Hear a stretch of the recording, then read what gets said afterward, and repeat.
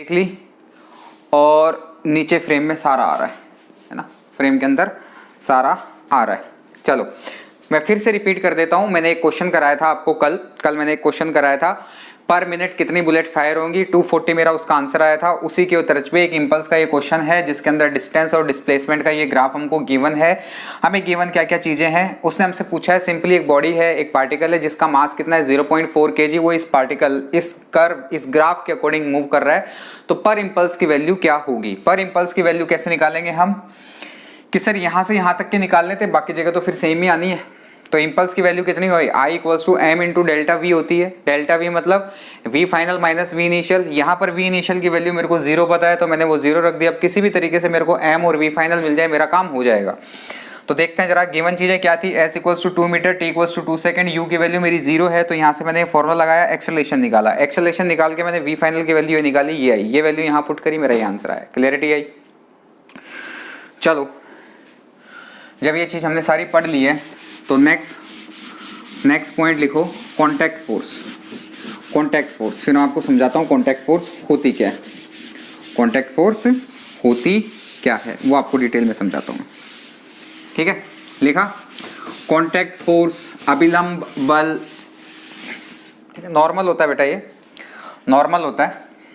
देखो contact force simply बेटा, ये कांटेक्ट क्या होता है, सरफेस और बॉडी के बीच में जो कांटेक्ट होता है उसको कांटेक्ट फोर्स बोलते हैं। जैसे ये मास m है, ये मेरी सरफेस है, तो ये mg तो लगेगा बेटा नीचे, और ये इसके बीच में ये जो फोर्स लग रही है ऊपर n, ये होगी हमारी कांटेक्ट फोर्स। तो मैं बोलूंगा n इक्वल्स टू mg। मुद्दे की बात, पॉइंट जो नोट करने वाला है वो क्या है, आपको ये लिखना है कि जो कांटेक्ट फोर्स होती है वो always perpendicular to surface. Contact force जो होती है वो ऑलवेज परपेंडिकुलर टू सरफेस होती है। क्लियरिटी आई। परपेंडिकुलर टू सरफेस होती है। जैसे मैं आपको एग्जांपल्स देकर के बताता हूँ, बहुत छोटे छोटे एग्जांपल से समझाता हूँ। इन एग्जांपल से आपको बहुत अच्छे से क्लियरिटी आ जाएगी कांटेक्ट फोर्स मतलब कैसे। जैसे ये कोई मास है m1, ये कोई मास है m2, देखना तो कहाँ कहाँ पे कांटेक्ट हो रहा है। एक तो ये हो रहा है, तो एक तो ये हो गया n1, ये भी हो गया n1, सेम फोर्स होगी, सरफेस के परपेंडिकुलर है दोनों, बहुत अच्छी बात। देखो ये भी एक सरफेस है, तो यहां पर मैं बोलूंगा ये हो गई n2, ये हो गई n2, संपर्क बल बोलते हैं इसको ना। ये कांटेक्ट फोर्स कब है, जब मेरी सरफेसेस कैसी हैं, फ्रिक्शनलेस है ना। फिर देखो एक ये रहा, इसको बोलूंगा n3, और ये भी बेटा क्या हो जाएगा n3, ठीक है। एक और एग्जांपल ले लेते हैं, और एग्जांपल ले लेते हैं, 3 बना देते हैं, 3 बॉक्स बना देते हैं। लो हमको चीज समझ में आनी चाहिए, कांटेक्ट फोर्स समझ में आना चाहिए बेटे, बहुत इंपॉर्टेंट है, ये बहुत इंपॉर्टेंट है और बड़े सारी जगह पे काम में आता है। लो एक और बना दिया m3। आप देखो यहां पर कैसे कैसे कांटेक्ट लग रहे हैं, देखने सीखने वाली बात है। एक तो ये n1 देखते रहना, एक ये n2, एक बेटा ये n3, और एक ये n4, और एक देखो इसकी रह गई ये n5 और ये n5। आई होप आप लोगों को अच्छे समझ में आया कौन सा क्या है, आया समझ में। एक और एग्जांपल लेते हैं, जब तक आपको समझ में नहीं आएगा जब तक मैं एग्जांपल से इन चीजों को समझाता रहूंगा। सुनो जरा, सुनो, इसी डायग्राम के अंदर मैं यूं बोल दूं कि ये किससे चिपका हुआ है, दीवार से चिपका हुआ है। ये लो ये, तो अगर मेरे को एक और कांटेक्ट फोर्स बढ़ाना पड़ेगा, तो देखो 5 तो हो ही गए, छठा कौन सा है n6, ऐसा भी कह सकता हूं, ऐसा भी कह सकता हूं समझने के लिए। तो लो देखो ये एक लैडर है, ऐसे रखा हुआ है, कांटेक्ट फोर्स n1 और ये n2, सिमिलरली ऐसे ही लगेगा, नीचे इधर भी लगेगा, ये सेम हो जाएगा। और देखो ब्लॉक के ऊपर ब्लॉक, ब्लॉक के ऊपर ब्लॉक, देखो लो ये है A, ये है B, ये हमारी सरफेस। तो देखो जरा, एक तो हो गया मेरा ये n1, ये भी मेरा क्या n1, ये क्या है n2, सिमिलरली तो ये कुछ एग्जांपल्स थे जिनसे हमने देखा कि कॉन्टैक्ट फोर्स हमारी क्या क्या है, कैसे कैसे लगती है। मेरे को लगता है आप लोगों को अच्छे से ये चीज़ समझ में आ गई है। ठीक है, चलो इसको रफ करते हैं और नेक्स्ट हेडिंग देखते हैं जो बड़े काम की है, free body diagram. Free body diagram उसको समझते हैं बेटा, काम की चीज़ है ना ये। थर्ड लॉ हमने कल पढ़ ही लिया था, कल के लेक्चर के अंदर। थर्ड लॉ हमने कल के लेक्चर में पढ़ ही लिया था। चलो देखो फिर free body diagram, next heading free body diagram. Next जो हेडिंग हमारी फ्री बॉडी डायग्राम। ठीक है, देखो एफबीडी को समझने के लिए देखो सबसे पहली बात मुझे क्या करना पड़ेगा, नेट फोर्स देखना, समझना जरा। एफबीडी फ्री बॉडी डायग्राम बेटा बहुत इंपॉर्टेंट है, इसके बिना एनएलएम होगा नहीं। और एनएलएम हम सारी फोर्सेस करेंगे लगभग, लंबा चलेगा थोड़ा सा पर समझना है, देखना मजा भी आएगा आपको। जैसे कोई फोर्स M1 है ना, तो इस पे लग रहा है ये F1, इस पे लग रहा है ये F2। फ्री बॉडी डायग्राम में एक्चुअली करते क्या है, फ्री बॉडी के डायग्राम के अंदर सबसे पहले सारी फोर्सेस लिख देते हैं और एक्सेलरेशन की डायरेक्शन को एज्यूम करते हैं, उसके अकॉर्डिंग लिखते हैं, नेट फोर्स निकालते हैं। देखो एक फोर्स ऐसे लग रहा है F1, एक लग रहा है F2, नीचे लग रहा है M1G, ऊपर लग रहा है नॉर्मल, ये किसी सरफेस के ऊपर है। ठीक है, और इसका मोशन में क्या बोलूंगा, मोशन में बोलता ही नहीं हूं मैं, तो क्या बोलूंगा F1 मेरा बड़ा है F2 से, तो जाहिर सी बात है इधर ही मूव करेगा, इधर ही मूव करेगा। तो देखो फ्री बॉडी डायग्राम की इक्वेशंस जो बनती हैं वो क्या बनती है बेटा, ज्यादा वाले में से F1 माइनस F2, ये हॉरिजॉन्टल डायरेक्शन में क्या फोर्सेस लग रही हैं, equals to M1A। Horizontal direction में भाई मैं ऐसे खड़ा हूं, मैं ऐसे खड़ा हूं, एक मेरे को 100 न्यूटन से इधर खींच रहा है, एक मेरे को 50 न्यूटन से इधर खींच रहा है, तो मैं किधर को जाऊंगा, इस तरफ जाऊंगा, ज्यादा वाला इधर खींच रहा है, और मुझ पे नेट फोर्स क्या लगेगी 100 माइनस 50, तो टोटल कितने न्यूटन फोर्स से जाऊंगा उधर, 50 न्यूटन से। ठीक है, तो यही मैंने लिखा है, ज्यादा वाले में से कम को सब्ट्रैक्ट किया तो मेरे को क्या मिल गई, नेट फोर्स मिल गई। सिमिलरली N माइनस M1G, इधर तो कोई मोशन हो ही नहीं रहा है, कोई मोशन नहीं हो रहा है, तो M1 इंटू एक्सेलरेशन 0 हो गया, तो यहां से साफ साफ मेरे को क्या पता चला, N इक्वल्स टू M1G आया। लिखना आया, चीज लिखनी आई। चलो ये तो थी सिंगल बॉडी का।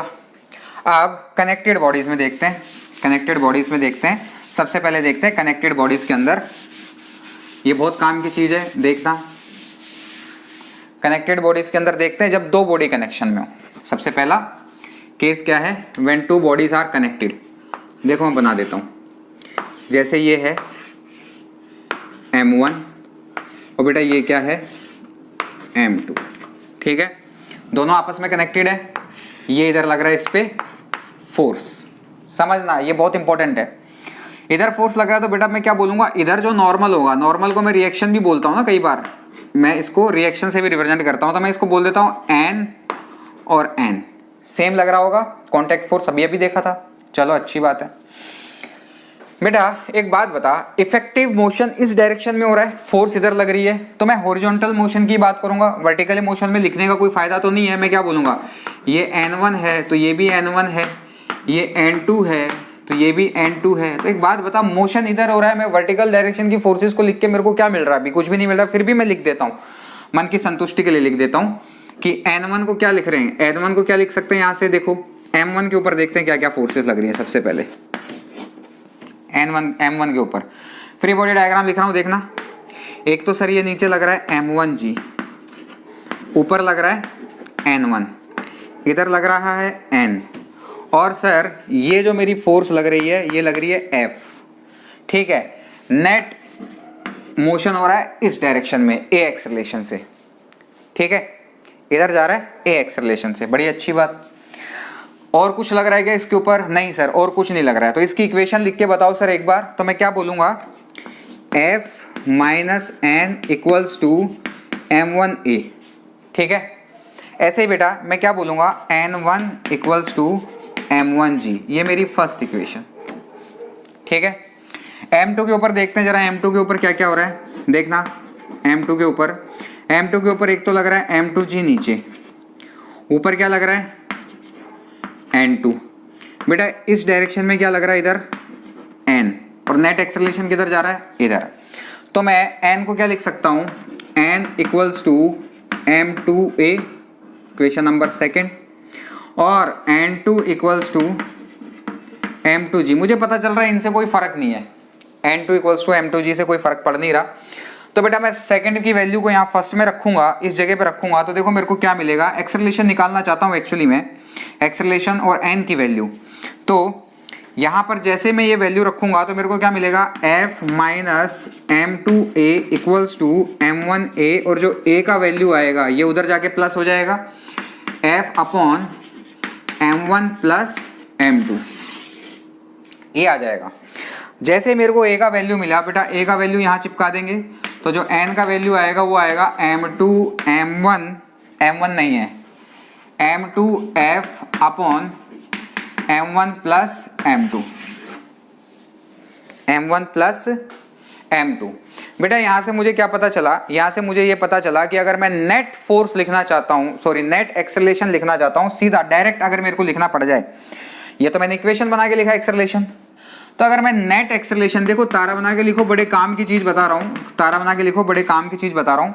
एक्सेलरेशन होता क्या है, एक्सेलरेशन नेट फोर्स, देखना net force upon total mass, total mass, net force upon total mass. लिखने का तरीका, भाई मैं ऐसे खड़ा हुआ हूँ, सुनना मेरी बात को, मैं ऐसे खड़ा हुआ हूँ, मेरा मास 70 kg है, ठीक है, और एक मेरे को 70 न्यूटन से इधर, 100 न्यूटन से इधर खींच रहा है, एक 50 न्यूटन से मेरे को इधर खींच रहा है, तो मैं किधर जाऊंगा, मैं इस डायरेक्शन में जाऊंगा, तो मेरे पे नेट फोर्स कितनी है 50 न्यूटन, तो मैं क्या बोलूंगा, मेरा एक्सेलरेशन कितना होगा, F इक्वल्स टू ma तो होता है, मेरा एक्सेलरेशन कितना होगा, सर मेरे पे जितनी फोर्स है कितनी है 50 अपॉन टोटल मास 70, यानी 5/7 एक्सेलरेशन से मैं मूव कर जाऊंगा उस तरफ।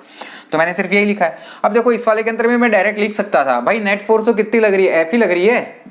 अगर मेरे को डायरेक्ट लिखना होता तो मैं क्या बोलता, नेट फोर्स कितनी लग रही है F, और टोटल मास कितना है M1 प्लस M2 है, खत्म बात, M1 प्लस M2 है। सेम देखो अगर मैं तीन पार्टिकल, तीन बॉडी ले लेता हूं, यहाँ पे तीन बॉडी ले ली, देखना ये मैंने ली M1, ये मैंने ले लिया M2, और ये मैंने ले लिया M3। नेट फोर्स लगा दो F, नेट फोर्स लगाया मैंने F लगाया, तो मैं क्या बोलूंगा, देखना ये N लगेगा, इधर भी N लगेगा, सेम इधर देखना, इधर क्या लगेगा N1, तो इधर भी कितना लगेगा N1। ऊपर वाले केस अब मैं नहीं ले रहा है ना, ऊपर वाले नॉर्मल में लिख नहीं रहा, उनका कोई फायदा नहीं है, मैं इसको मिटा देता हूँ, फिर आपको बताता हूँ, फिर बताते हैं। पहले तो ये बताओ डायरेक्ट एक्सेलरेशन क्या आना चाहिए हमारी इक्वेशन से, ये बताओ। नेट अगर मैं लिखना चाहता हूँ तो क्या आना चाहिए, सर एक्सेलरेशन की वैल्यू आनी चाहिए F upon M1 plus M2। भाई सीधा सीधा मेथड तो यही बोलता है। डायरेक्ट अगर मैं एक्सेलरेशन लिखना चाहता हूँ तो बेटा डायरेक्ट एक्सेलरेशन कैसे लिखूंगा, A equals to F upon M1 plus M2 plus, direct acceleration तो ये आना चाहिए, ठीक है। चेक कर लेते हैं इक्वेशन से आ भी रहा है कि नहीं आ रहा है। तो पहला पार्ट अगर मैं बात करूं कि मैं पहले बेटा M1 के ऊपर देखता हूं क्या फोर्सेस लग रही हैं, तो M1 के ऊपर देख रहे हैं F, और इधर लग रहा है मेरे पास N। M2 की बात करेंगे, M2 के ऊपर बेटा इधर तो लग रहा है N, इधर लग रहा है N1। M3 की बात करेंगे, M3 के ऊपर ये लग रहा है N1, और सब का एक्सेलरेशन किधर है, इस डायरेक्शन में। इक्वेशंस लिख देते हैं, क्या बोलेंगे, F minus N equals to M1A, सही लिखा।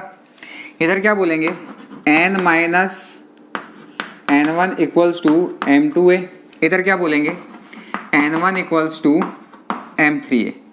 बेटा ये वैल्यू यहाँ पर रखेंगे तो N का वैल्यू आएगा M2A प्लस M3A, ठीक है। बेटा ये वाली वैल्यू को यहाँ चिपका दूंगा तो देखो क्या आएगा, F इक्वल्स टू उधर भी जाएगा तो M1 plus M2 plus M3A, बोलो आएगा कि नहीं आएगा।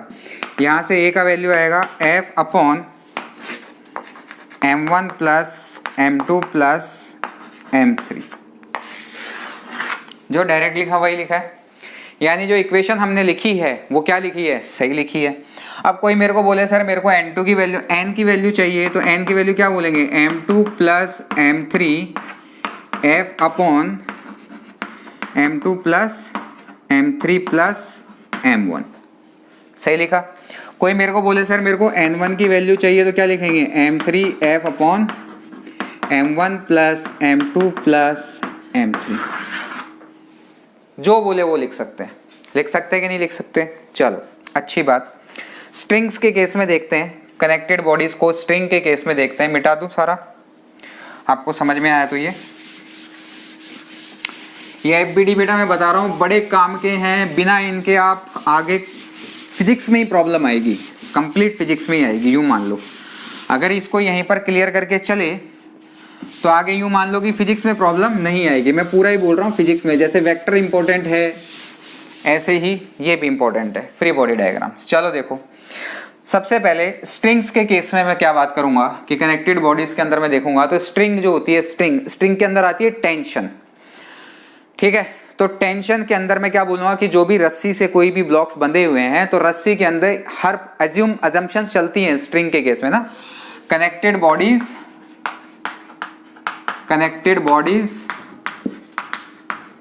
इन केस ऑफ स्ट्रिंग, बेटा राइटिंग बहुत खराब है मेरी, थोड़ा सा एडजस्ट करना राइटिंग के साथ, ठीक है। इन केस ऑफ स्ट्रिंग के केस में देखेंगे, देखो जरा मैं जैसे टू बॉडी डायग्राम बनाता हूं उससे आपको ज्यादा समझ में आएगा। ये मास मेरा m1 है, मैं इसको ऐसे खींच रहा हूं F4 से और ये किसी रस्सी से बंधा हुआ है, मास m2। तो जो अजम्पशंस है बेटा वो क्या है कि स्ट्रिंग के हर पॉइंट के ऊपर जो टेंशन आएगी, स्ट्रिंग में जो फोर्स आती है उसको बोलते हैं टेंशन फोर्स, है ना। तो ये जो टेंशन फोर्स होगी ये हर पॉइंट के ऊपर इक्वल होगी, पहली बात तो है ये। और दूसरी बात जो वो है क्या है कि जो स्ट्रिंग के अंदर जो टेंशन होगी वो हमेशा कनेक्शन से ऑपोजिट डायरेक्शन के अंदर एक्ट करेगी, ठीक है। और जो हमारी स्ट्रिंग होगी वो मासलेस होगी और इनएक्सटेंसिबल होगी, यानी कि बढ़ नहीं सकती, छोटी नहीं हो सकती, ठीक है। वो एक्सटेंड नहीं हो सकती, मासलेस होगी। ये कुछ अजम्पशंस हैं इसके अंदर। चलो इसके अंदर देखते हैं बेटा, जब फोर्स इधर लग रहा है, जब ये फोर्स इधर लग रहा है तो सारा का सारा सिस्टम किधर मूव करेगा, इधर ही मूव करेगा।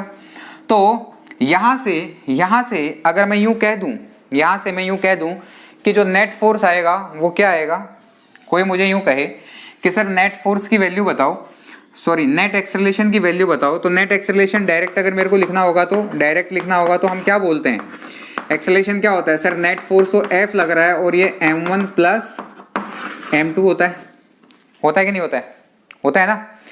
तो ये मैंने एक्सेलरेशन डायरेक्ट लिख दिया। चलो इक्वेशन से बना के लिखते हैं अपने को हो रहा है कि नहीं हो रहा है। देखो जरा क्या बोलूंगा, F m1 के केस में बोल रहा हूं ना, m1 के केस में F minus T equals to m1a, ठीक है। यहाँ बेटा m2 के लिए देखूंगा तो m2 के लिए देखो ये क्या लग रहा है, इधर तो लग रहा है t, उधर कुछ भी नहीं है, तो t इक्वल्स टू m2a। जैसे ही बेटा ये t की वैल्यू यहाँ पुट करूंगा तो मेरे को क्या मिलेगा, f इक्वल्स टू, उधर भी ले जाता हूँ m1a प्लस m2a, यानी बेटा मेरे को जो a की वैल्यू मिली है वो कितनी मिली है, f upon m1 plus m2, f upon m1 plus m2। जो हमने डायरेक्ट लिखा वही हमको इक्वेशन से निकल के आया। ऐसे ही यहाँ पर t की वैल्यू अगर मेरे को लिखनी पड़ जाए सीधी कि t इक्वल्स टू क्या लिखेंगे सर, तो मैं क्या बोलूँगा m2 f upon m1 plus m2, tension भी निकाल ली साहब। ऐसे बेटा कनेक्टेड बॉडीज अगर थ्री कनेक्टेड बॉडीज हों, ये मैं बोल दूंगा m1 है, ये मेरे को क्या बोलेंगे m2 है, और यहाँ क्या बोल दूँ, सॉरी ये साथ में नहीं, स्ट्रिंग लगानी है, ये स्ट्रिंग लगाई और ये m3 है और खींच रहे इधर F से।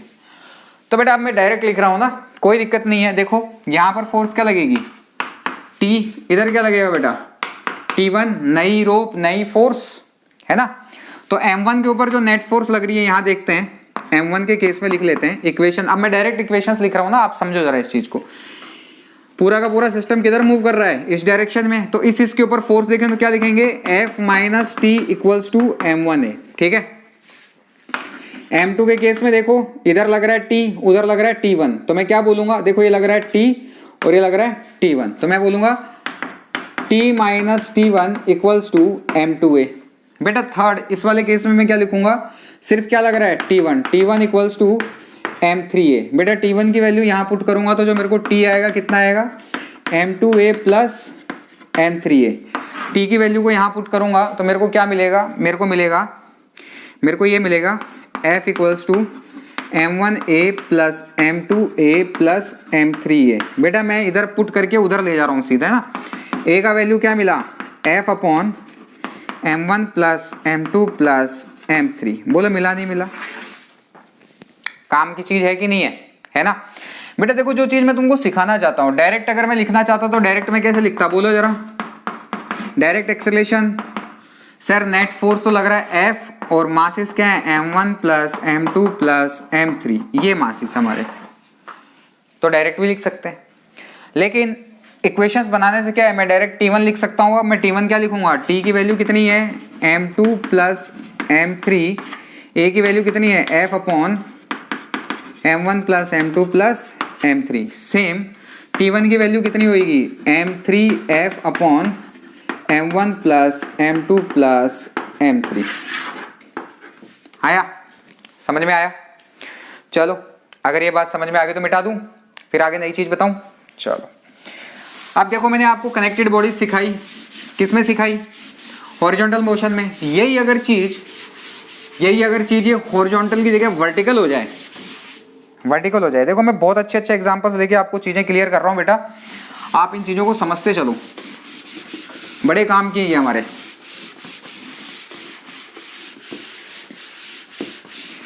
देखो फिर सुनना, मैं एक आपको और कंसेप्ट क्लियर हो जाएंगे सब तरह के, देखना एक छोटा सा एग्जांपल और ले रहा हूं मस्त सा। ये देखो, ये ले लो, ये हो गया M1,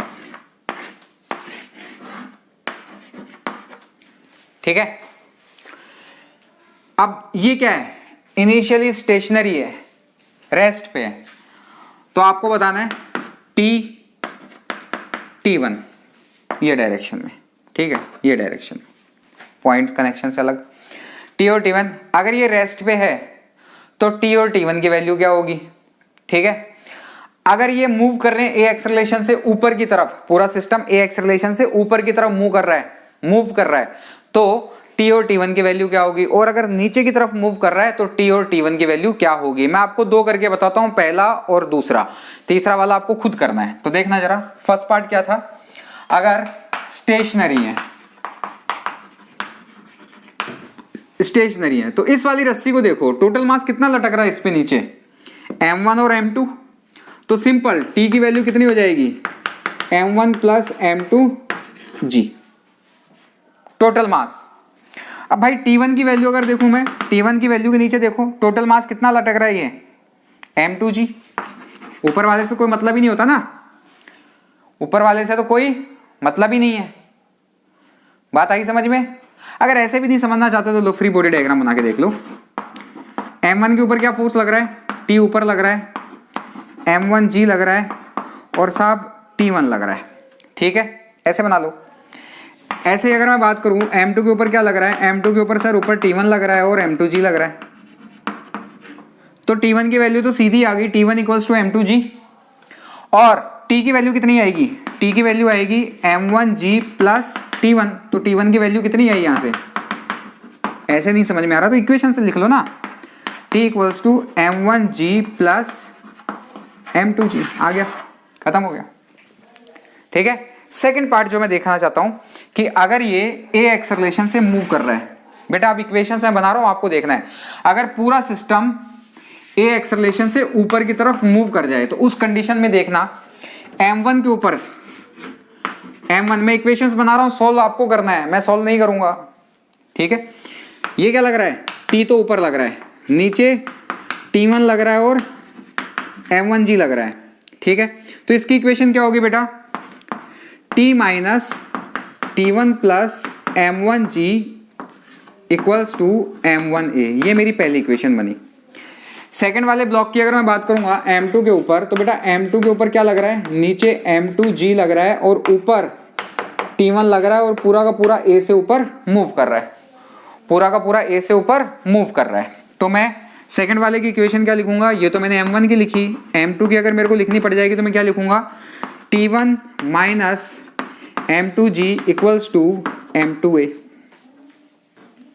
लिखा जाएगा कि नहीं लिखा जाएगा बेटा, ये वाली चीज इधर जाएगी तो मैं T1 को क्या लिख सकता हूं, M2A प्लस m2g।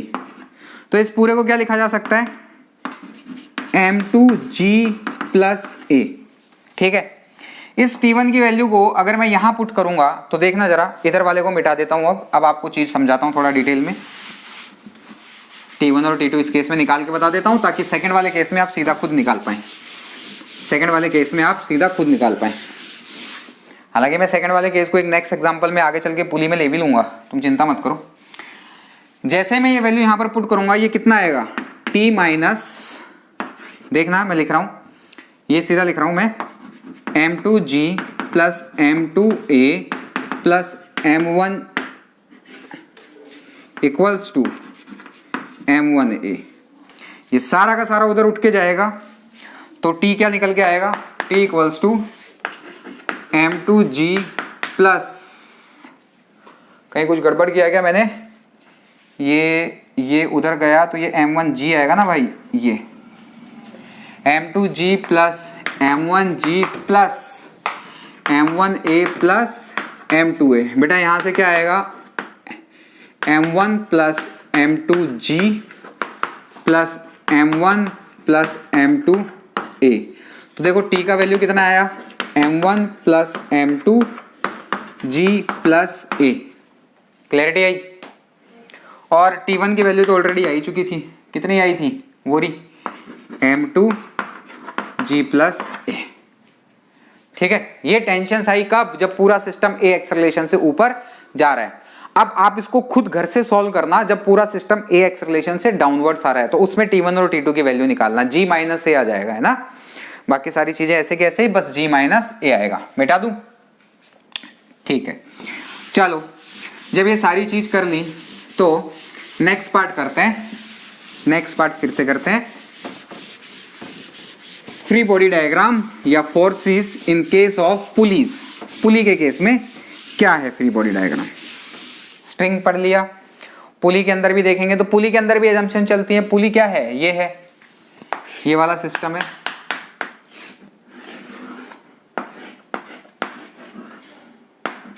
ये M1, ये M2। ठीक है, क्या बोले, M2 ज्यादा है M1 से। तो देखो पुली के अंदर भी कुछ अजम्पशंस चलती हैं। पहली अजम्पशंस तो क्या है कि पुली के अंदर जो मोमेंट ऑफ इनर्शिया होगा इस पुली का, वो क्या होगा, 0 होगा। पहला तो ये। दूसरा, ये जो स्ट्रिंग्स हैं ये मासलेस होंगी और फ्रिक्शनलेस होंगी। ठीक है। तीसरा जो इंपॉर्टेंट है, पुली के दोनों तरफ सेम टेंशन ट्रांसफर होगी। ठीक है, ये तीनों लिख लो भले ही। जो पुली है वो, उसका जो नेट मोमेंट ऑफ इनर्शिया होगा वो कितना होगा, वो 0 होगा। और पुली के अंदर जो स्ट्रिंग्स होंगी वो मासलेस और फ्रिक्शनलेस होंगी, पुली भी फ्रिक्शनलेस होगा। और जो टेंशन है वो दोनों एंड्स पे क्या होंगी, सेम होंगी। ठीक है, चलो निकालते हैं T की वैल्यू और A की वैल्यू। ठीक है, तो बेटा अगर M2 की वैल्यू ज्यादा है तो A इधर आएगा और ये A से ऊपर जाएगा। मैं फिर बोलता हूं, मेरे को डायरेक्ट लिखना है। देखो ये ऐसे आ रहा है, ये ऐसे जा रहा है, तो नेट फोर्स कितनी होगी, एक्सेलरेशन, डायरेक्ट एक्सेलरेशन होना क्या चाहिए भाई, ज्यादा में से कम वाले को माइनस कर दो, m2g minus m1g upon m1 plus m2, ये आना चाहिए भाई। नीचे की तरफ भी तो लग रही है डाउनवर्ड्स, कैसे लगेंगी, फोर्सेस लगाओ जरा।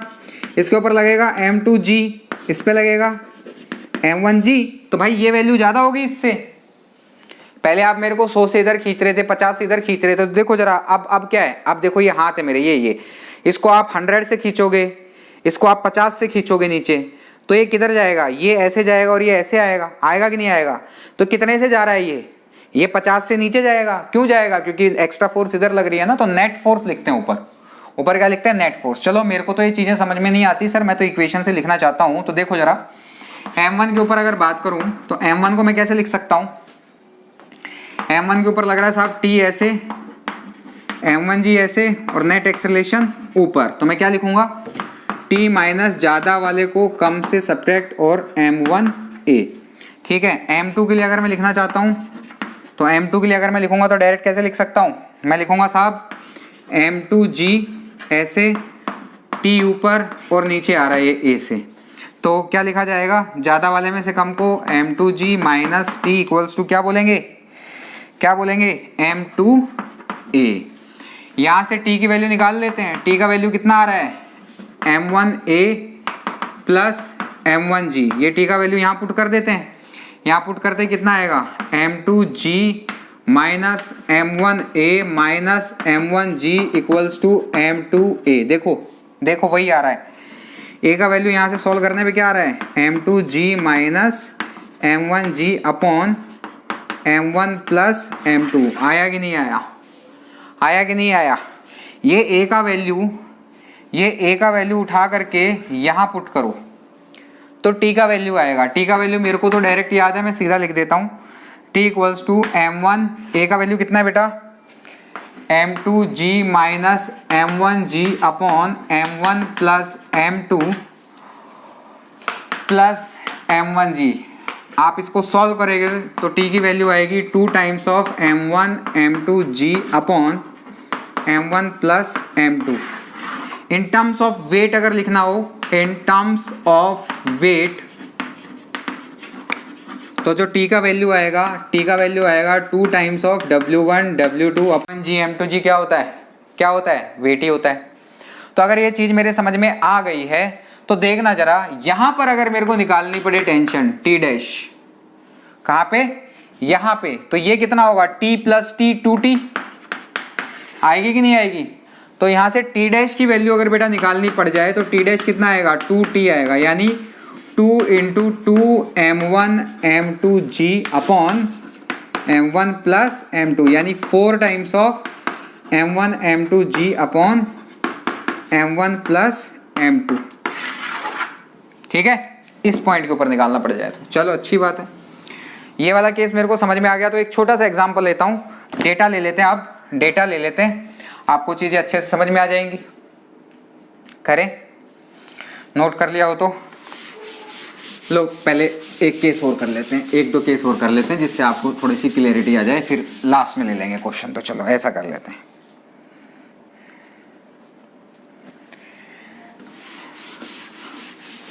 या ले लें क्वेश्चन, तुम्हें थोड़ी सी शांति मिल जाएगी। पहले केस करा दो सर, फिर 2 क्वेश्चन करा देना। चलो केस कर लेते हैं पहले, तुम्हारे जैसा मन करे वैसा। ठीक है, देखो देखो यहाँ पे जैसे क्वेश्चन ही करते हैं यार। ये है, ठीक है, ये कोई मास है 3 kg, ये जमीन पे रखा हुआ एक मास 2 kg। मास कितना रखा हुआ है, 2 kg। ये कितना है, 8 मीटर हाइट है। पहला सवाल, एक्सेलरेशन क्या होगा, छोड़ो टाइम क्या होगा। भाई जैसे ही इसको मैंने सिस्टम को छोड़ा तो जाहिर सी बात है 2 kg वाला नीचे आएगा, 3 kg वाला नीचे आएगा, 2 kg वाला ऊपर जाएगा। पहला पार्ट, कितने टाइम पर ये टकराएगा। दूसरा पार्ट, वेलोसिटी कितनी होगी जब टकराएगा। तीसरा part, maximum height, maximum height of 2 kg। 2 kg block की मैक्सिमम हाइट क्या होगी। ये तीसरा पार्ट बहुत इंपॉर्टेंट है ना। चलो देख लेते हैं। सबसे पहले तो एक्सेलरेशन निकाल लेते हैं डायरेक्ट। अब कोई इक्वेशन नहीं बनानी, डायरेक्ट निकालते हैं एक्सेलरेशन।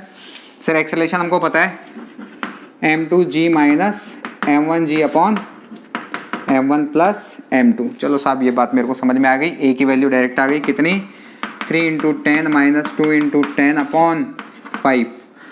ये आ गया 2 मीटर पर सेकेंड। बड़ी अच्छी बात। चलो बात कर लेते हैं। इनिशियली रेस्ट से चालू हुआ था तो s equals to u t plus का half of a t square. ये तो हो गया 0। s कितना है 8, हाफ इंटू ए कितना है 2 टी स्क्वायर। सब टाइम कितना आया, टाइम आया 2√2 सेकेंड। चलो बड़ी अच्छी बात। तो जैसे ही ये यहाँ से यहाँ टकराएगा तो वेलोसिटी क्या होगी, v equals to u plus a into t. ये तो खत्म। v इक्वल्स टू a कितना है 2√2, यानी कि सर 4√2 सेकेंड। ये हो गई वेलोसिटी।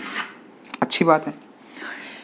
मैक्सिमम हाइट वाले में देख बेटा, जरा ध्यान से देख, ये 8 मीटर तो चला ही। अब जैसे ये धड़म से नीचे गिरेगा, ये यहां पर 8 मीटर तो ऊपर गया और फिर झटके से जैसे ये गिरा तो क्या होगा, झटके से ऊपर जाएगा, टेंशन मेरी जीरो हो जाएगी उस केस में।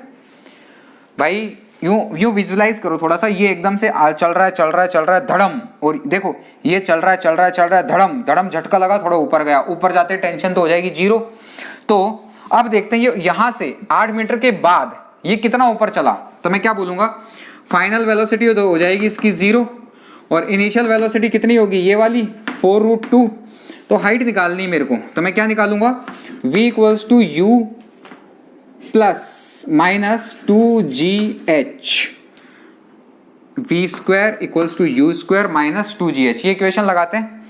तो ये टर्म तो मेरी जीरो हो गई फाइनल मैक्सिमम हाइट के ऊपर कितना अटेन कर रहा है, तो ये क्या बोलेंगे 4√2 का स्क्वायर माइनस, देखो मैं कहाँ की बात कर रहा हूं, ये यहां पर तो आ चुका है 8 मीटर तो इसने ट्रेवल कर लिया, और ये यहां पर आ चुका है, लेकिन जैसे ये यहां पर टकराएगा इस वेलोसिटी से तो इसके अंदर भी यही वाली वेलोसिटी होगी, और उसके बाद फिर ये झटके से ऊपर जाएगा, जैसे टकराएगा तो झटका लगेगा एकदम से, तो ये m1 ऊपर गया, तो ये मैं ये वाला हाइट निकाल रहा हूं अभी, है ना, ये वाला, ये है मेरा h, आपको अच्छे से समझ में आना चाहिए कौन सा h निकाल रहा हूं, ठीक है। तो यहां से क्या बोलेंगे 2 × 10 × h, बेटा यहां से जो h की वैल्यू आएगी वो कितनी आएगी 16 × 2 32, 32/20, 32/20, 1.6, h कितना आएगा 1.6, यानी भाई मेरा ये कितना, इसने मैक्सिमम हाइट कितनी अटेंड करी 8 + 1.6, तो टोटल हाइट मैक्सिमम हाइट कितनी हो गई 8 + 1.6 यानी 9.6 मीटर्स, 9.6 मीटर्स। आया समझ में आया। चलो एक और क्वेश्चन करते हैं, जिससे आपको अच्छे से चीजें समझ में आएगी। इसके अंदर मैं आपकी बस इक्वेशंस बनाऊंगा, सॉल्व आप करोगे इस क्वेश्चन में। मैंने आपको जो होमवर्क दिया था एक क्वेश्चन अभी थोड़ी देर पहले, कि कोई भी g एक्सेलरेशन से या a एक्सेलरेशन से नीचे जा रहा हो तब क्या होगा, तो देखो मैं उस होमवर्क वाले को ही ले लेता हूँ, एक वैसा सा क्वेश्चन उन्हीं में ले लेते हैं। ये बेटा मेरा M3 है, ये ब्लॉक मेरा M1 है, ये ब्लॉक मेरा M2 है, ओवरऑल सिस्टम ऐसे चल रहा है, ठीक है। नीचे की तरफ a एक्सेलरेशन से आ रहा है, पिछली बार मैंने ऊपर ले लिया था, अब की बार नीचे की तरफ ले लेते हैं। मैं क्या बोलूंगा, ये T1 आया, करें जरा। M1 के ऊपर मैं सिर्फ इक्वेशंस लिख रहा हूं बेटा, आपको देखना है ना पूरा। ऊपर लग रहा है T, ये लग रहा है M3G, तो M3 के लिए क्या इक्वेशन बनेगी, नेट ये ऐसे ऊपर जाएगा, A से ऊपर जाएगा तो क्या बनेगा T - M3G इक्वल्स टू कितना होगा बेटा, T - M3G equals to M3A। M2 की बात करते हैं, M1 के ऊपर देख लेते हैं। M1 के ऊपर एक तो लग रहा है T1, एक लग रहा है M1G, ऊपर लग रहा है T, है ना, और पूरा सिस्टम नीचे आ रहा है, तो क्या बोलेंगे M1G + T1 माइनस का T इक्वल्स टू M1A। बहुत अच्छी बात। M3 की अगर मैं बात करूंगा, M2 की बात करूंगा ना, ये है ना 2, ठीक है। M2 के ऊपर एक तो लग रहा है T1 ऊपर, और नीचे क्या लग रहा है बेटा M2G, और पूरा A से आ रहा है, तो मैं क्या बोलूंगा M2G minus T1 equals to M2 है। ये मेरी 3 इक्वेशन बन गई। अब मुझे ये चेक करना है मेरी तीनों इक्वेशन सही भी बनी है कि नहीं बनी है, तो उसके लिए अपन सीधा जानते हैं एक्सेलरेशन डायरेक्ट कैसे लिखेंगे, M1 + M2G, भाई नेट फोर्स डाउनवर्ड यही है, minus M3G upon total mass M1 + M2 + M3। आया समझ में आया, ठीक है। तो डायरेक्ट अपन यही लिखेंगे। तो ये एक्सेलरेशन अगर इन इक्वेशन से सॉल्व करके आ रहा है, इट मींस अपनी इक्वेशंस अपन ने सही बनाई है। आई बेटा समझ में। चलो नेक्स्ट एग्जांपल्स लेते हैं, उनमें समझते हैं। केस 2 देखते हैं, इसके ऊपर तो हमने कर लिए काफी सारे। चलो केस 2 की बात करते हैं, मिटा देता हूं। सॉल्व करना बेटा आपका काम है, इक्वेशंस को सॉल्व करना आपका काम है। मेरा काम था इक्वेशंस बना के लिखना, आपको समझाना। मैं धीरे धीरे क्वेश्चंस के ऊपर भी आ गया हूँ, एफबीडी बनाता अलग अलग केसेस में करता आपको, ठीक है। तो देखो जरा यहाँ पे, अब देखो एक क्वेश्चन ये है कि अगर ये ऐसे रख दिया जाए टेबल के ऊपर,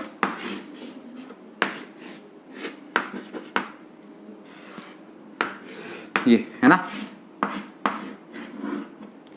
ये बोलते हैं m2, ये बोलेंगे m1। बेटा ये भी आ गया t, यहाँ पर कितना आएगा t 90, तो ये t डैश की वैल्यू कितनी आएगी, under root of t dash की वैल्यू कितनी आएगी, निकालें। t dash equals to t square plus 2tt cos 90 degree, दोनों के बीच में कितना एंगल है 90, तो कितना आएगा t square plus t square equals to under root of t। ठीक है, तो यहाँ पे t डैश की वैल्यू कितनी आएगी √2t। चलो अच्छी बात है। मैं क्या बोलता हूँ m2 की वैल्यू ज़्यादा है m1 से, तो ये a एक्सेलरेशन से इधर आएगा और ये a से इधर आएगा। मैं तो एक्सेलरेशन डायरेक्ट लिखना चाहता हूँ, a डायरेक्ट लिखना चाहता हूँ, तो क्या बोलूँगा भाई ये नीचे m2g लगेगा, m2g upon total mass m1 plus m2, यही लिखा जाएगा। बोलो लिखा जाएगा कि नहीं लिखा जाएगा, बिल्कुल लिखा जाएगा सर। तो चलो इक्वेशंस बनाते हैं। m2 के ऊपर क्या लग रहा है, m2 के ऊपर लग रहा है m2g और ऊपर कितना लग रहा है t, तो इक्वेशन क्या बनेगी m2g माइनस का t इक्वल्स टू m2a। बेटा t को कैसे लिखेंगे हम, चलो फर्स्ट इक्वेशन मेरी यहाँ पर आ गई ना, ये मेरी फर्स्ट आ गई। इसके लिए क्या लिखेंगे m1 के लिए, m1 के लिए देखो ये लग रहा है t और a से ये इधर जा रहा है, तो t को क्या बोलेंगे t इक्वल्स टू m1a। ये t का वैल्यू यहाँ पुट कर दूंगा तो मैं क्या बोलूँगा m2g, और उधर लेकर के चले जाएंगे तो क्या बोलेंगे m2a प्लस m1a, यानी जो एक्सेलरेशन हमने लिखा था वो सही लिखा था, अपॉन m1 प्लस m2। इसका मतलब जो एक्सेलरेशन हमने लिखा था वो सही लिखा था। ठीक है, और t कैसे निकालेंगे, सीधा सीधा t का वैल्यू, बेटा t का वैल्यू मैं यहाँ पर पुट कर दूंगा, तो यहाँ से मेरे को t कितना निकलेगा, ये रहा, यहाँ पर बोलेंगे तो t कितना आ जाएगा m1 m2g upon m1 plus m2, ये t आ गया। इस पॉइंट के ऊपर t डैश लिखेंगे तो t डैश की वैल्यू कितनी आ जाएगी, t डैश आएगी under root 2 m1 m2g upon m1 plus m2। जमी बात।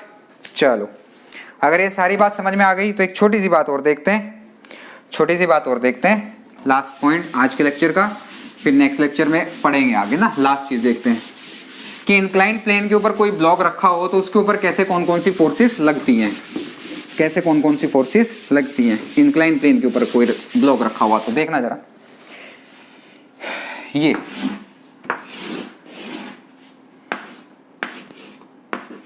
m है, ये कैपिटल M है ना, ये एंगल मेरा थीटा है। देखना बेटा यहाँ पर एक तो लगेगा mg नीचे, समझना mg अगर ऐसे नीचे लग रहा है और एक लगेगा नॉर्मल ऊपर। ठीक है, अगर ये ब्लॉक रेस्ट पे है तो उस कंडीशन में अपन क्या बोलेंगे, देखना जरा, ये ऊपर लग रहा है तो जाहिर सी बात है कोई ना कोई कंपोनेंट इधर भी आएगा और एक कंपोनेंट इधर भी आएगा।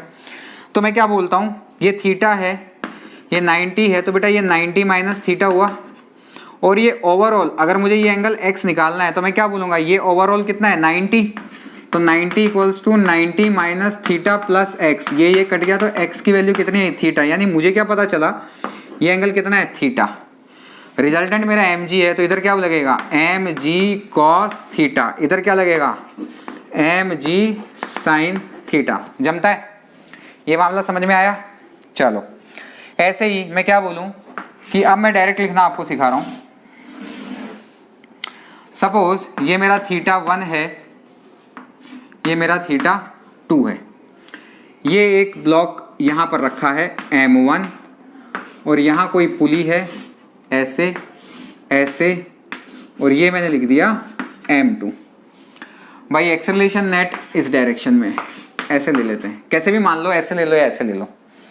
तो बेटा इधर क्या लगेगा, इधर लगेगा t, इधर भी लगेगा t, इधर क्या लगेगा m2g sin थीटा 2, और इधर क्या लगेगा m1g sin थीटा 1। बेटा डायरेक्ट लिख जरा एक्सेलरेशन a, क्या बोलूँगा ज़्यादा माइनस कम, m2g sin theta 2 minus m1g sin theta 1 upon m1 plus m2। खत्म।